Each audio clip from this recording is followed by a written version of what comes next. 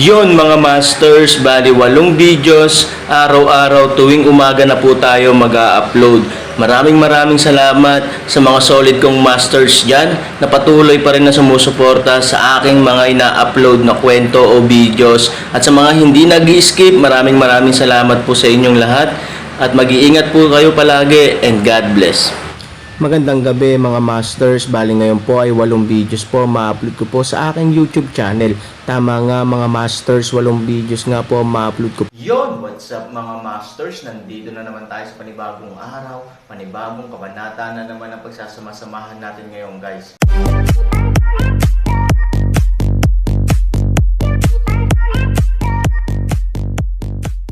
Bali mga masters, kung bago ka pa lang po sa aking YouTube channel, please click the subscribe button, lalong-lalo na po yung notification bell guys, para maging connected pa rin tayo sa isa't isa at maging updated kayo sa mga susunod ko pang video.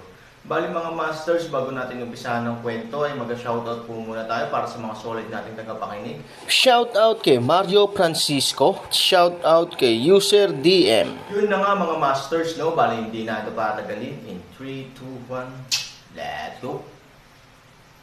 Mga master, 8 video na ang mapapakinggan nyo everyday, 4 sa umaga at 4 sa gabi. Salamat mga master. It's really the easiest thing to deal with smart people. That's right. As long as you are willing to stay at FUJIA, I can guarantee that I will help you to improve your cultivation as soon as possible, para magamit mo ang panguaks mas kasiya siya, at kahit isang araw, tutulungan kitang maging isa pang tunay na Diyos sa mundo. Nakangiting sabi ni Futian. Nagulat ang lahat ng tao, kabilang si Ivory. Pagkatapos ng lahat, para sa sumusuporta sa pamilya, ang posisyon ng Aaron sa kanilang puso ay isang tinak sa kanilang mga mata. Sa makatuwid, gusto lang nilang patayin si Aaron at sirain ang ideya ng pagsuporta sa kanya. Paano nila maiisip na suportahan ang Aaron? Ngunit sa pangalawang pag-iisip, ito ang pinakamahusay na paraan. Ngayong ganito na ang kaso, ang pag-alis sa Aaron at ang Fuyaw ang pinakamahusay na pagpipilian upang matulungan ang pamilya. Bagamat nabigo ang plano ng pagtulong sa pamilya na linangin ang isang bagong tunay na Diyos, kung si Panguaks at ang banal na anak na babae ay magkakasabay, ang pamilya ay may lakas pa rin para sa sino man sa mundo. Ang mga tumutulong sa kanilang pamilya ay maaari pa ring panatilihin ang kanilang posisyon. Sa makatuwid, maraming mga executive din ang nagsimulang maunawaan at makilala ang pagsasanay ng pagsuporta sa kurtina. Aaron, ano pa ang ginagawa mo? Sinasabi ko sa iyo, ito ang aming pinakamalaking konsesyon at ang pangwakas na linya. Huli na para sa iyo na tumawa kapag nakuha mo ang tulong ng aming pamilya. Oo, nang walang proteksyon ng aming pamilya, paano kung may pangopalakol ka? Baka isang araw mamatay ako sa kalye. Panipi. Kapag namatay ka, hindi mahalaga. Kailangan mong kaladkarin si Fuyaw para mamatay kasama mo. Bakit? Mabilis ang pangako, limitado ang ating pasensya. Isa tayo sa 3 pamilya sa mundo. Ang swerte mo na ikaw, isang mababang buhay sa asol na mundo, ay maaari nating maging manugang. Huwag palampasin ang magandang pagkakataong ito. Isang grupo ng mga executive, malinaw na sa pulong na ito, ay hindi makapaghintay sa Aaron na mabilis na sumang-ayon, ngunit isa-isa pa rin na may mas mataas na tono kaysa sa Aaron. Si Han Sanchen ay tumingin kay Ivory, nag-alinlangan sandali, tumingin pabalik kay Fumo, at sinabi sa malamig na boses, bagamat walang panlunas sa lason ni Nayener, makokontrol mo ito sa kanyang katawan. Sa lamig ng Aaron, hindi nakaramdam ng hinanakit si Fumo. Napakasimple at desididong tumango siya. Maaari kung ay panggako sa iyo na hanggat manatili ka sa bahay ni Fu ng isang araw, hindi lalala ang lason ni Han Nayan. Han 3,000 puso disdain sneer, sa huling pagsusuri, ngunit sa isang disguised banta sa kanilang sarili. Gayunpaman, ang Aaron ay may sariling mga alalahanin. Para mailigtas si Ivory, wala siyang pagpipilian. Sa pinakamasamang oras, halos walang pag-aalinlangan niyang ilantad ang kanyang panguaks, ngunit nagbaon din ito ng malaking sakuna. Upang ipaglaban ang panguaks, gagawin ng mga tao mula sa buong mundo ang lahat ng kanilang makakaya. Sa makatuwid, ang mamuhay ng ligtas kasama si Ivory batay sa kanilang kasalukuyang mga nagawa ay halos parang pag-iisip ng walang kabuluhan. Sa kabaligtaran, si Ivory ay malamang na lumabas sa lobo na kuweba at pumasok sa Tigre Pond kasama niya. Ito ang huling bagay na gustong makita ng Aaron. Pangalawa, masyadong malalim ang lason ni Han Nayan. Kung gagamitin mo ang kaalaman sa lupa para ma-detoxify ito, ang lason ni Han Nayan Zong ay halos isang uri ng lason na direktang sumisira sa DNA chain, na sapat na para sirain ang anumang buhay na katawan. Naniniwala rin ang Aaron na kung gusto mong mabilis na ma-detoxify ang lason ng Nyaner, panaginip lang ito. Ang isang ama ay hindi handang makita ang kanyang anak na babae na mamatay kahit na siya ay namatay. Kaya, ang lason ni Han Nayan ay nangangailangan ng oras. Kung isa sa alang-alang ang dalawa, halos kailangang sumang-ayon si Han sa kahilingan ng pagsuporta sa kurtina. Siyempre, naniniwala rin ang Aaron na ang Fumo ay hindi talaga sinusubukang tulungan ang kanyang sarili. Ang kanyang layunin ay hindi kailanman magiging simple. Kung ano ang gusto niya, hindi maisip ni Aaron sa ngayon, ngunit alam ni Around na dapat may ideya sa puso ni Fumo, ibig sabihin, dapat may ibang puso sa aming pamilya, at dapat siya magkaroon ng kanyang mas malalim na sabwatan. Gayunpaman, ang Aaron ay hindi ganap na nag-aalala. Kung tutuusin, may sarili siyang background, at hindi alam ni Fumo. Well, maipapangako ko sa'yo. Aaron matapos ang sinasabi, kamay enerhiya isang makatanggap, Pangu pala cold direktang volley mawala. Nang makita ang eksenang ito, sa wakas ay nakahinga ng maluwag ang isang grupo ng mga senior executive. Sa pagkakataong ito, tuluyang nahulog ang malaking bato sa kanilang puso. Ang pagpayag na manatili ng Aaron ay nagpatunay na ang kanilang katayuan ay pansamantalang napanatili. Nang marinig ni Fumo ang tugon ni Around, nasiyahan siya sa isang ngiti. Gayunpaman, para sa ganoong resulta, malinaw na inaasahan niya ito. Well, hiling ko sa atin ang isang masayang pagtutulungan. Sa isang bahagyang ngiti, itinaas ni Fumo ang kanyang baso gamit ang isang kamay at inanyayahan ang Aaron na uminom ng tsaa sa halip na alak. Matapos itaas ni Aaron ang kanyang baso, ininom niya ang tsaa sa tasa at pagkatapos ay sinabi sa publiko, mula ngayon, si Aaron na ang tumutulong sa pamilya, ang patriarch. Anyayahan natin si Aaron at Fuyao na magpahinga. Panipi, tumanggo si Futian, at mabilis na inayos ang gwardya na ipadala sina Aaron at Fuyao pabalik sa courtyard ni Fu. Pagkatapos, pinakiusapan niya ang kanyang mga tauhan na ihatid muna ang iba na umalis, ngunit hindi siya umalis. Matapos matiyak na nakaalis na ang lahat ng tao, tumayo ako roon para tulungan ang langit. Sa oras na ito, hindi mapigilan ng mga sulok ng aking bibig ang pagpapakita ng bakas ng masamang ngiti ng multo. Tumayo siya at tinulungan si Tian papasok sa main hall ng pavilion. Dahan-daang uminom si Fumo ng tsaa, ngunit walang kagalakan sa pagitan ng kanyang mga kilay, bagamat ang Aaron ay nanatili pansamantala, at ang krisis sa pagtulong sa aming pamilya ay naibsan pansamantala. Futian, hindi ito ibig sabihin tapos na ang usaping ito ay hindi ang Aaron ang tumutulong sa aming pamilya sa lahat ng oras, at kung magagamit ba siya para sa amin ay hindi pa alam. Isang malamig na ngiti ang ibinigay ni Futian, huwag kang mag-alala, walang isda sa mundo na hindi nagnanakaw. Mayroon akong sariling paraan upang harapin ang Aaron. Tumanggo si Fumo, at pagkatapos, ang kanyang mukha ay malamig, ngunit hindi ito ang aking lahi, at ang kanyang puso ay dapat na iba. Kung ang batang ito ay tumangging sumunod, dapat mong ipaalam sa akin sa oras. Tumanggo si Futian, kahit ayaw niya, magiging mabuti pa rin ako sa kanya.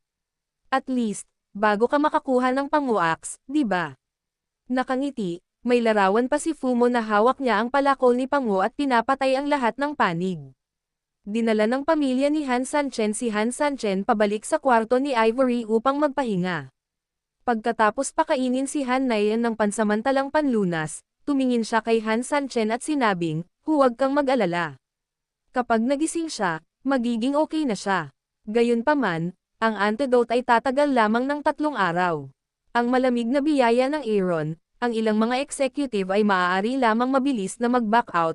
Kapag mayroon na lamang Aaron at Ivory na natitira, Aaron ay hindi maaaring hindi huminga ng mahabang panahon, hanggat Han Nayan ay okay, siya ay makatitiyak.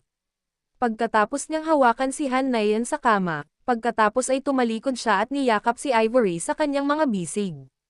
Sa mahabang panahon, ang dalawang tao ay nag-aatubili na bumitaw sa isa't isa. Tumingin si Ivory kay Aaron. Kahit na siya ay matandang mag-asawa, pagkatapos ng mahabang paghihiwalay, mas bumilis ang tibok ng puso ni Ivory. Tingnan Aaron mapurol ngiti sa sarili, suying tag-init facial expression maliit na pula, utong ngiti ano. Hinawakan ni Aaron ang kanyang ulo, I'm happy, so long, I finally met you, and this time, not in a dream, but real. Nang marinig ang mga salita ni Aaron, ngumiti si Ivory sa kanyang pulang mukha.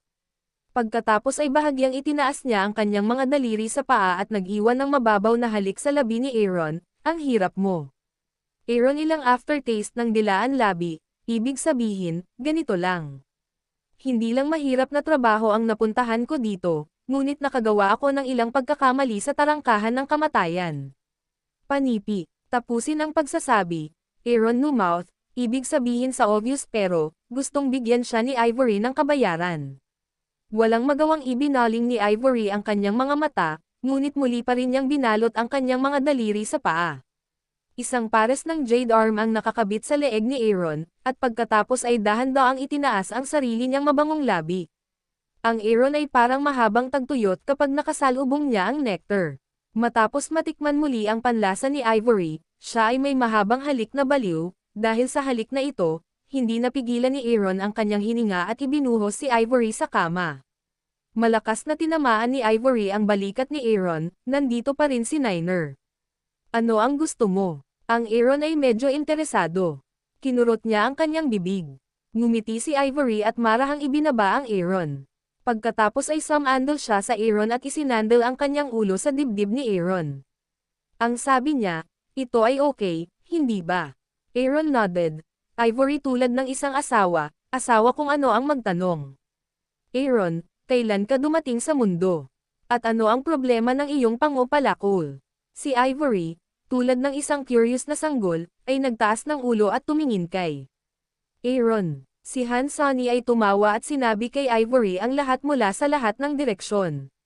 Ang buong buhay ni Ivory ay ganap na hinihigop. Sa iba't ibang karanasan ni Han, masaya at malungkot siya. Nang marinig niya na nasa panganib si Han, lalo siyang kinabahan kaya hinawakan niya ng mahigpit ang braso ni Han gamit ang dalawang kamay, dahilan para sumakit si Han. No wonder, last time bigla kong nasense na darating ka, tapos nagmamadali ako. Pagtapos mong dumating sa mundo ng lahat ng direksyon, napakaraming buhay at kamatayan ang naranasan mo. 3,000. Si Ivory ay nakatingin kay Han 3,000 na may mga mata na puno ng emosyon.